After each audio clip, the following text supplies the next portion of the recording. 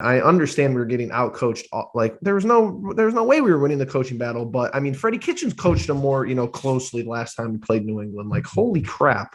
And I do not want this to be like a crutch or something that, I slam me in the comments. I don't give a, I don't, I was going to go very badly, but what's going on, everyone? Welcome to the Cleveland Pulse YouTube channel. I am your host, Justin Harold, and with me, as always, my co-host, Jeff Santa. Today is a Hangover Monday as we bring you your Week 10 results for the Cleveland Browns versus the New England Patriots. A whopping 7-45 loss for your Cleveland Brownies, moving them to 5-5, and the New England Patriots to 6-4 in a game where I guess no one played well except for Dearness Johnson.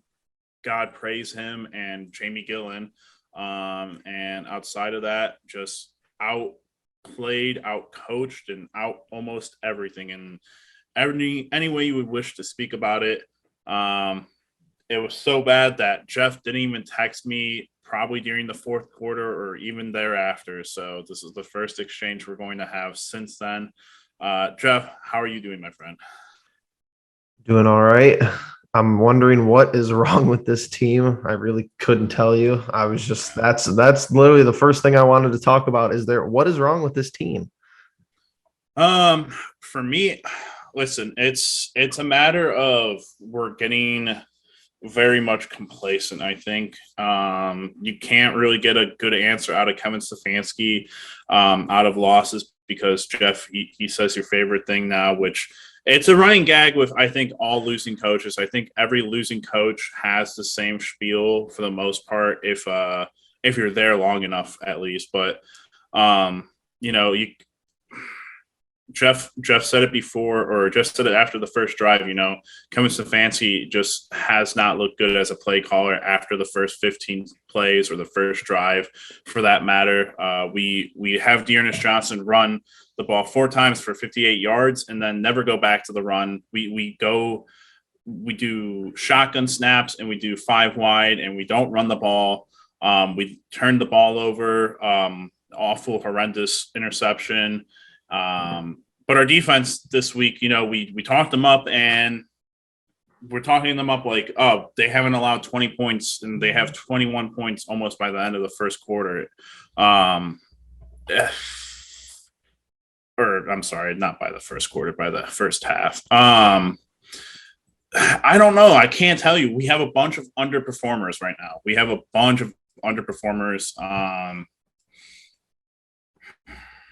It's honestly, it's hard to really pick one thing, especially from this game. There's Dearness and, like I said, Jamie Gillen and the offensive line were probably the bright spots of this game, and that's that. And you can't even really get behind that because 7-45, and I don't know. What do you think is wrong, Jeff? I mean, I would love to hear what you think. So this is the week where I really start freaking out because this is the perfect week for me to do it.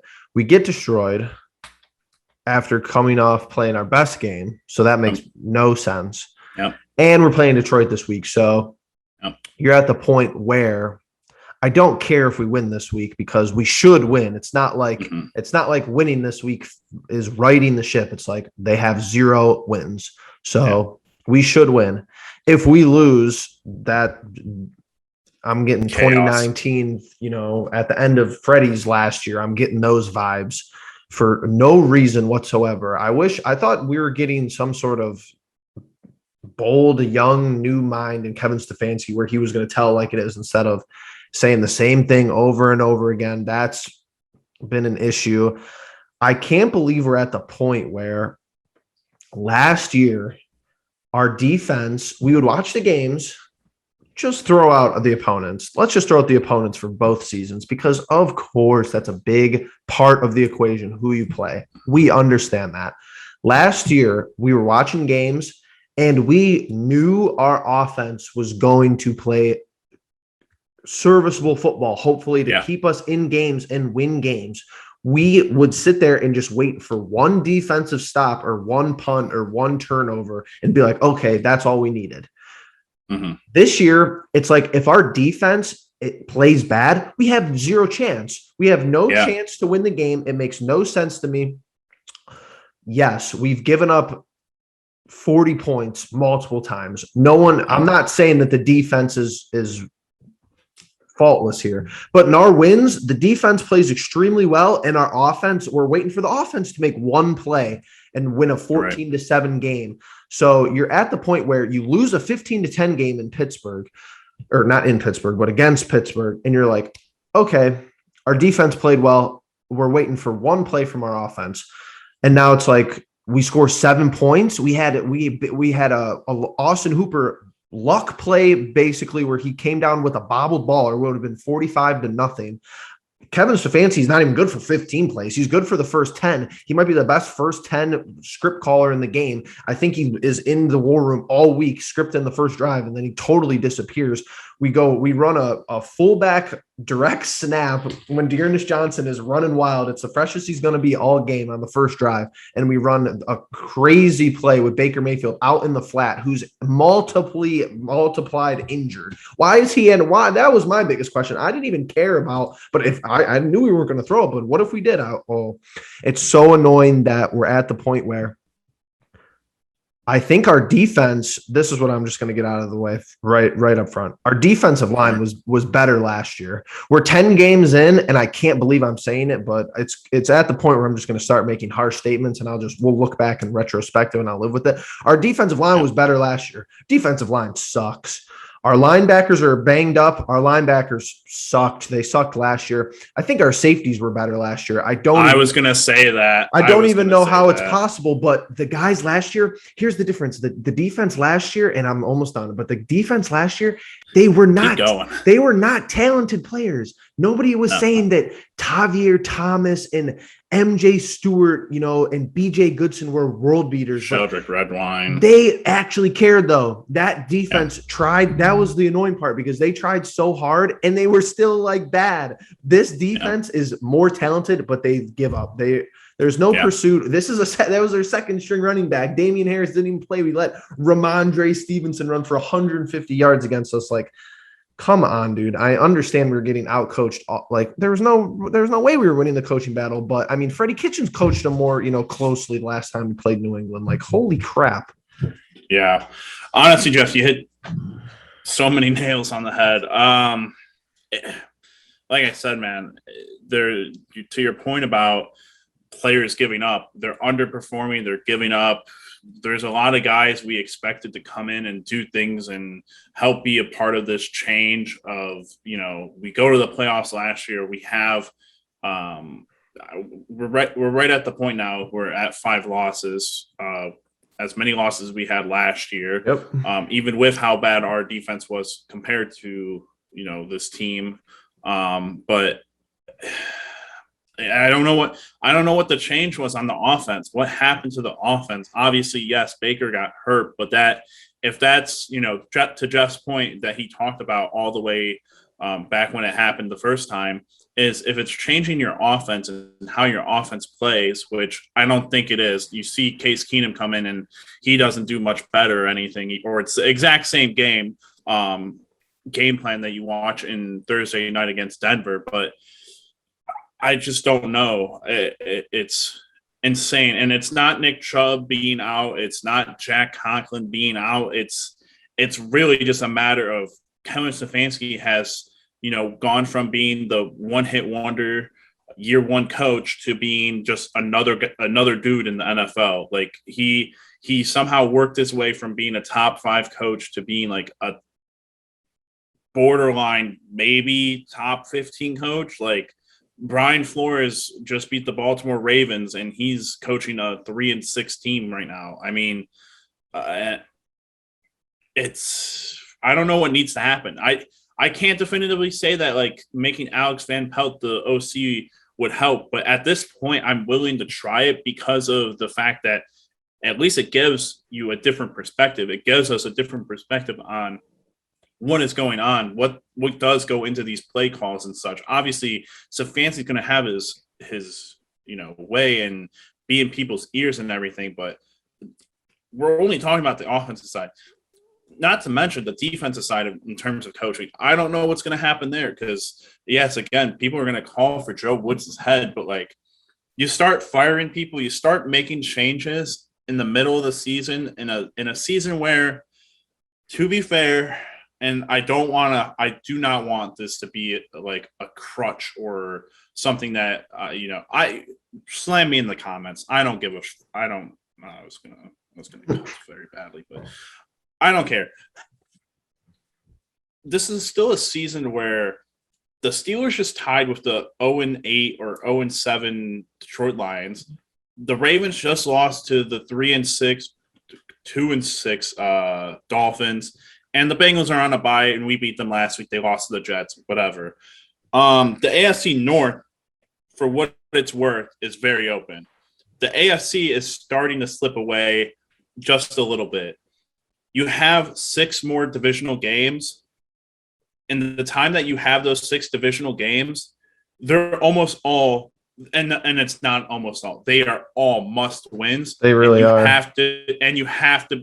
have to go to everyone else's stadium except for Cincinnati. Cincinnati comes to us, and the Ravens come to us. But we got to go play the Steelers at the end of the year. We got to play Baltimore at Baltimore before our bye week. That's the worst part. If it was maybe Baltimore at home before the bye week, like maybe I give us a better chance of winning 2 of those games in a row against There's no way we're had our number. We're not going to be able to do. We're not going to be able to replicate defending Lamar Jackson either. I could already tell you that. Yeah, and it's. But you're right though. It's a tough one. The Titans have 8 wins. Yeah, a bunch of people have 6, and a bunch of people have 5. We have 5 wins. So if just assume that we beat the Lions, I don't even know the schedule, but we're still not even in the playoffs by that point. Like, but I mean, if teams lose, if the Steelers lose and the Bengals lose, I mean, we're going to be moving up. It's just now we're at a point where it's like, of course we don't have the tie with Kansas City. Like, what's our quality win? Cincinnati, mate. Like, okay, we're going to look back and say, what are Kevin Stefanski's quality wins?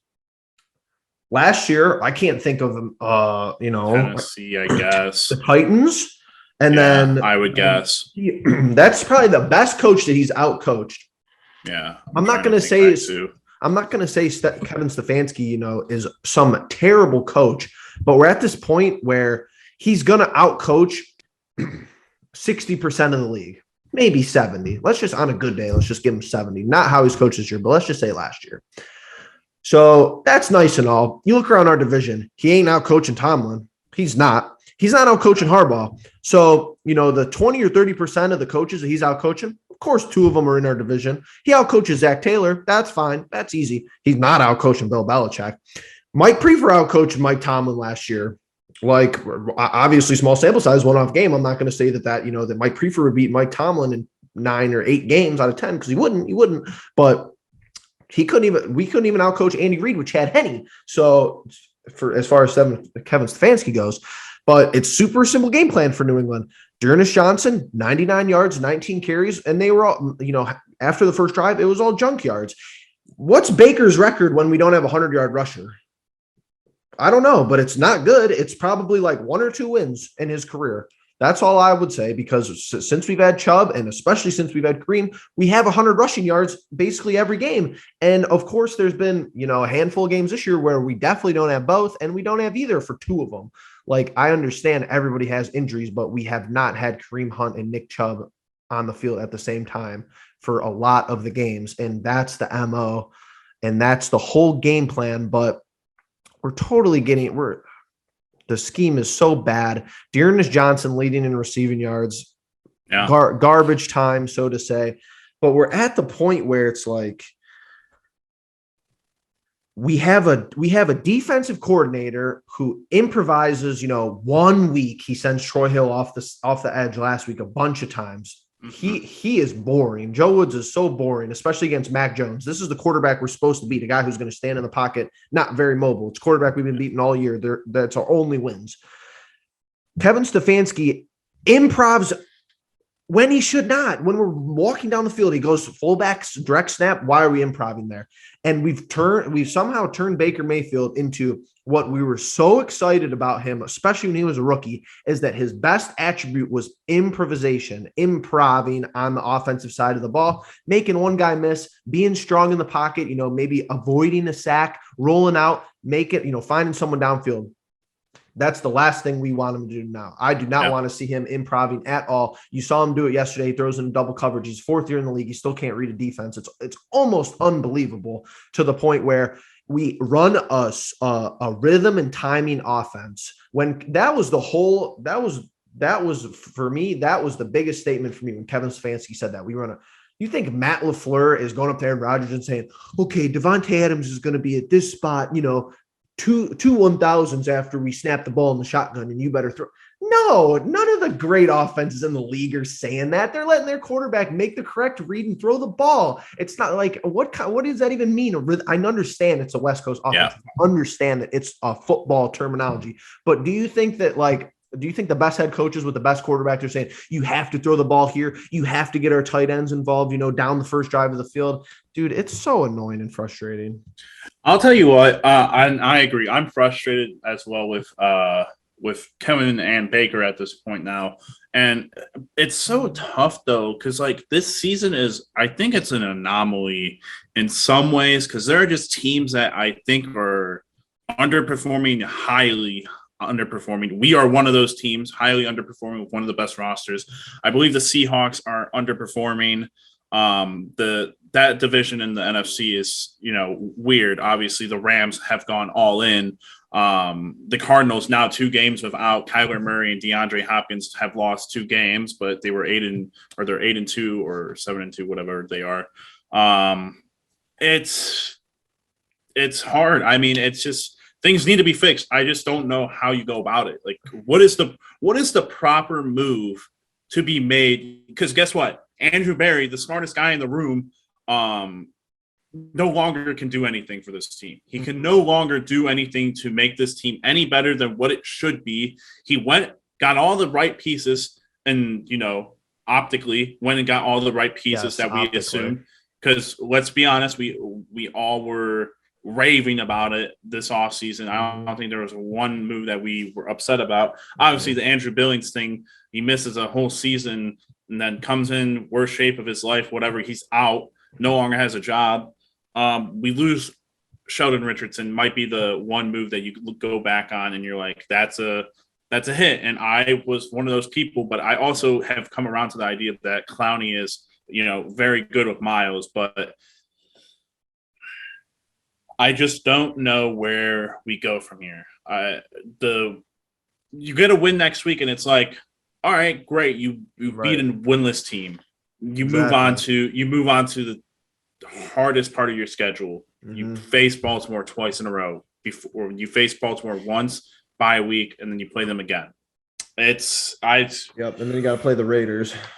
Yep, yeah, and that's, talk about a quality win, Jeff. That's where you're going to need a quality win. Guess what? AFC, a team that you couldn't beat last year at home, God knows they come back here with all the shit that's going on with them, and they beat us this year.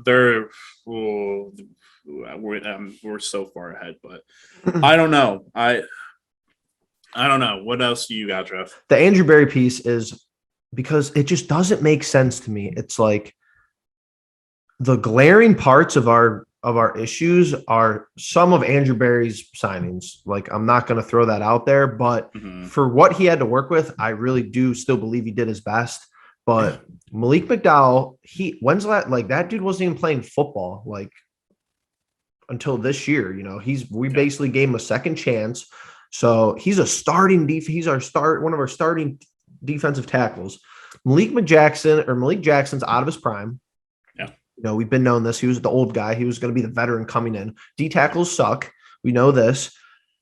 Tack McKinley's been, another guy who was fallen from grace that we just decided to take a flyer on. He was a first rounder who was not even playing for Atlanta, one of the worst defenses in the league. So that tells you something, that he couldn't even get on the field for Atlanta, which he's actually been good, but he missed a whole bunch of time preseason. He's missed time with injuries. So Clowney, for what we're paying him, he's probably underperforming, but for what he does on the other side of Miles, he's not like something that you could sit there and actively complain about.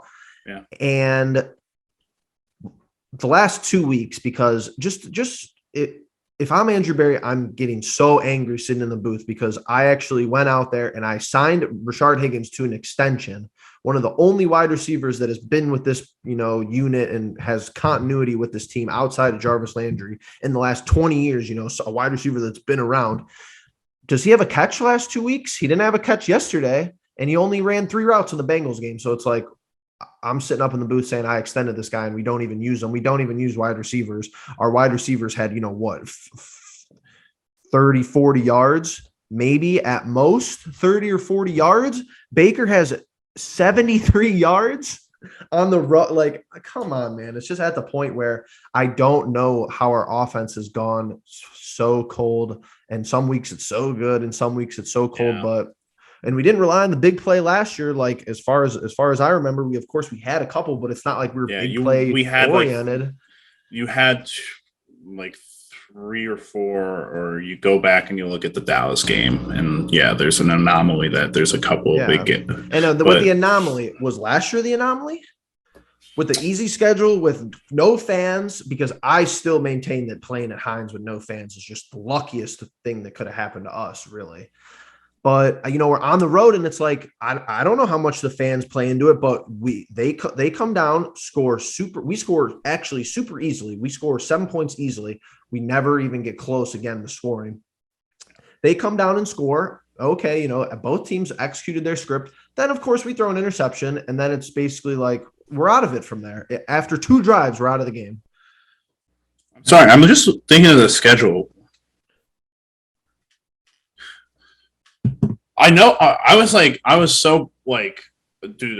You said that it was an anomaly season, and I was like, we still have 7 games left to play. Mm-hmm. And guess what? Out of all those 7 games, not only one of those it should be a guaranteed win. Yeah, next week. Yeah, next week. And the rest of their team's 500 and over. We got to play Green Bay. Yeah, we got to go to Green Bay on Christmas Day at Lambeau.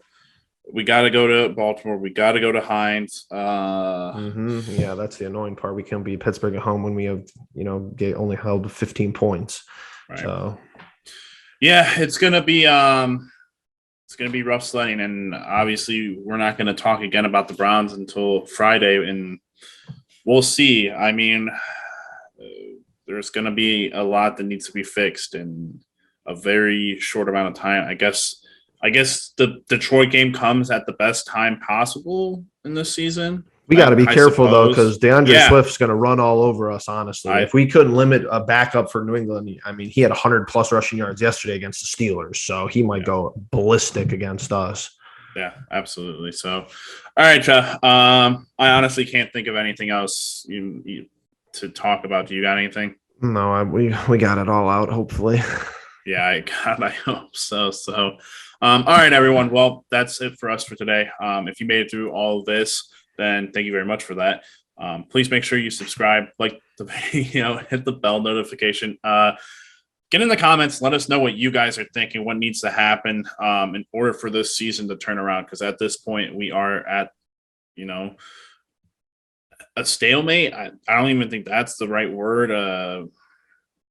We're at a point of time where this team is just lacking, and there needs to be some action taken, and we don't know what that is. So maybe if you do, let us know in the comments. And with that being said, we'll catch you in the next one. Peace.